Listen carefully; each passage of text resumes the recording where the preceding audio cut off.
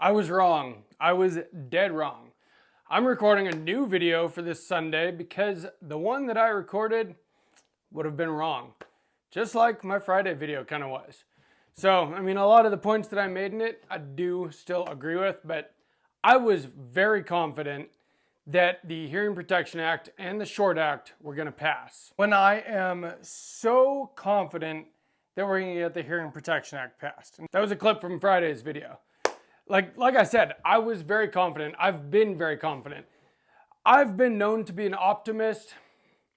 You know, I think that the right thing should happen and will happen, and oftentimes it does not. And this is one of those times. So what am I talking about? Well, the Senate parliamentarian stripped the Short Act and the Hearing Protection Act from the one big beautiful bill, which is not very beautiful anymore.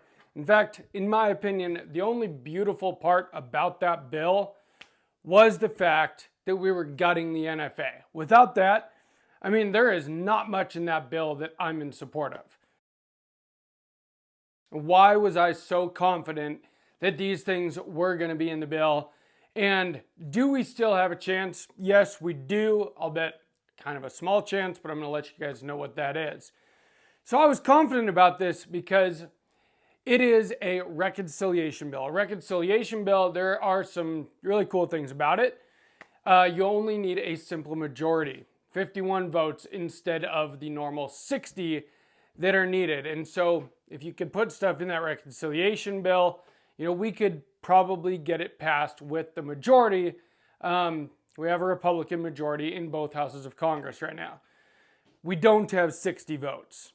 So the thing is, though, is that to be in a reconciliation bill, well, like things like the Short Act and the HPA, they have to be budget related. They have to be tax related. Well, tax stamps, that's what the NFA is. It's a tax. And so to me, it should absolutely be able to stay in this big, not so beautiful anymore, bill. I thought that logic would prevail. Apparently not. Now, the Senate parliamentarian is supposed to be nonpartisan, but obviously that is not true. She is partisan. She's basically done everything she can to strip out anything that was part of Donald Trump's agenda that was in this bill. And so they are looking right now at possibly getting rid of her. And that's one of the possible solutions that we have. So the first person that you need to try to get a hold of is Senate Leader John Thune. She works for John Thune. Now, he has said that he is not going to go against her recommendations on this, but people are pissed. And if we let them know that we're pissed, this has had an effect in the past. Think about when they first stripped the Hearing Protection Act down to just being a $0 tax stamp, but all the other provisions of the NFA still in it. Well, we made our voices heard and they put it back in its full form. Now, that might be part of the problem, and I'm going to explain that in a second too and see where you guys feel on that. But the point is that in this modern day and age of social media and people just being tuned into the inner workings of the government like never before, well, they do actually listen to us, kind of, sometimes. Were they just planning, or did they know this was going to be stripped out and they put it in there just to placate the Second Amendment community? Maybe. And that's what really pisses me off. Because it had me feeling really good about it, and I'm sure many of you as well. I did get a lot of comments from people, this will never pass.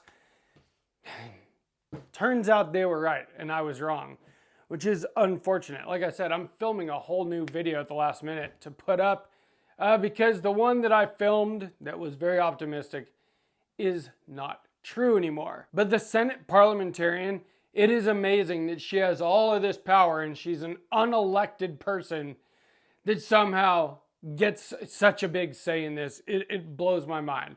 I understand how things work. I just didn't realize how dirty it really was. Now, this video is sponsored by Aura. Do you want to strip all of the junk out of your life? Well, Aura will do that. What do I mean? I mean the online junk. I mean your spam, spam calls, spam emails, junk mail, scammers trying to take advantage of you. Well, Aura takes care of all of that. And they do it for only $12 a month. And they do a lot more than that too.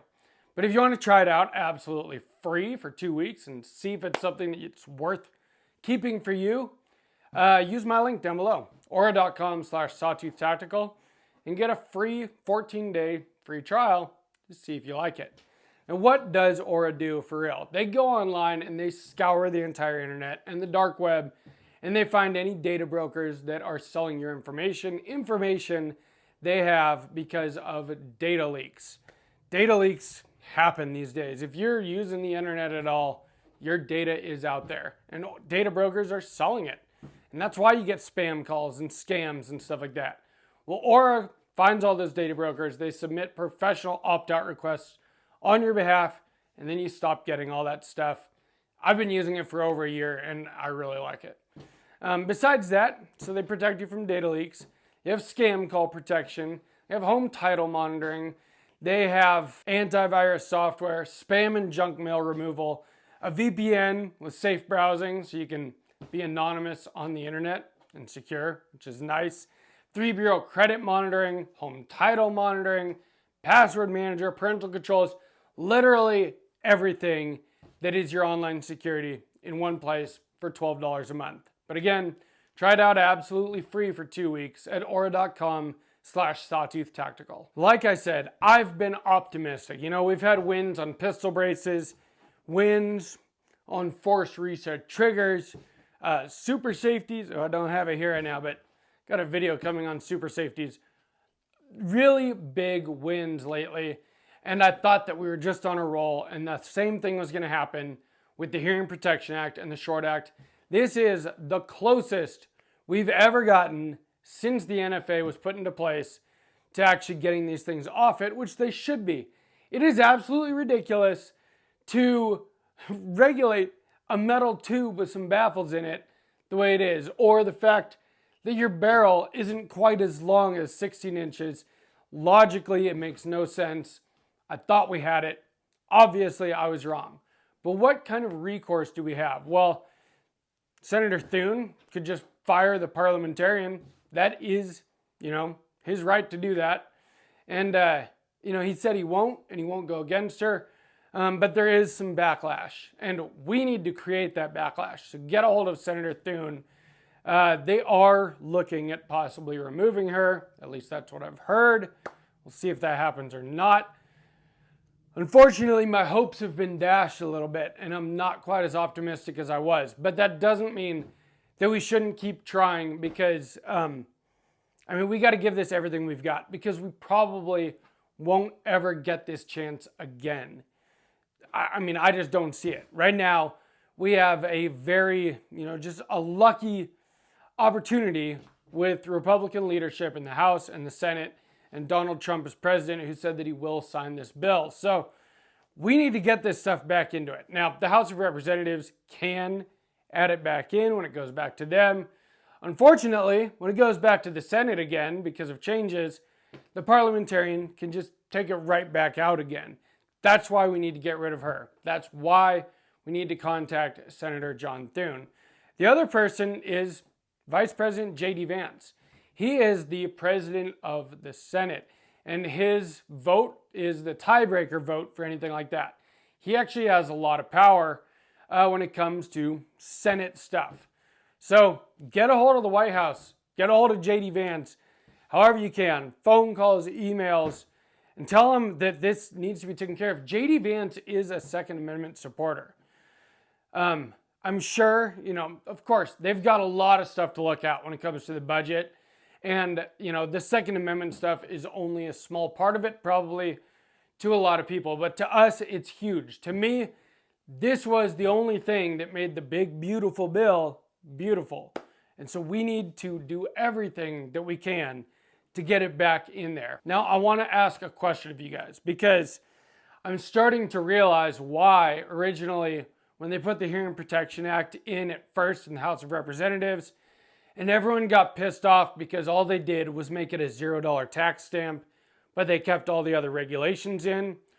Well, maybe that was the wording that was needed to get it passed in a budget reconciliation bill. Instead of getting rid of all the other regulations, we were just dealing with the tax part of it. Of course, nobody liked that because all the other regulations are almost, worse than the $200. But tell me this, would you rather have all or nothing or a compromise? If we can't get the Hearing Protection Act or the Short Act in their full forms, would you rather get absolutely nothing or would you rather get a $0 tax stamp? I want to know what you guys think. Of course, we don't want to compromise. We want it all. But is that possible? I don't really know. I'm not a senator. But, the more that I've watched this thing develop, the more I'm realizing that maybe we could at least get that. I mean, to be quite honest, I've got 12 tax stamps. That's, $2,400. I would love to have that $2,400 back. Don't get me wrong, I guarantee we're not getting any of our tax stamp money back no matter what happens. But on my next 12 tax stamps, I'd love to not pay $200.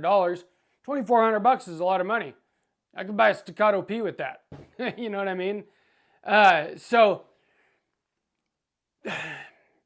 I know it's not ideal, but is a $0 tax stamp better than nothing? I want to know what you guys think about that. Because maybe that's a solution that, like I said, better than nothing. Of course, it's not what we really want. But I do want to know how the rest of the community feels. Do we need to have all or nothing? Or would a compromise be at least better than nothing? Let me know down in the comments. I love you guys. I'm sorry that I was kind of wrong on my Friday video. I got a lot of comments because things happened very quickly. I had that video scheduled to come out on Friday. Woke up Friday morning and this had happened, and I have a real job. Like, I do YouTube on the side. I had to go to work. I didn't have time to film a new video that day or anything else. But I do have time right now to do a different video for Sunday. Sucks when you put all this, time and effort in. You record a video, you edit a video, you get it freaking all ready to go, and you just have to scrap it because things change this quickly. But it is what it is, and I want to be as on top of it and up to date with my information for you guys as possible. And so here we are with a new Sunday video, giving the most up-to-date information that I currently have. If you enjoyed this video, please give me a like. Make sure you're subscribed. And from Sawtooth Tactical, stay strapped or get clapped.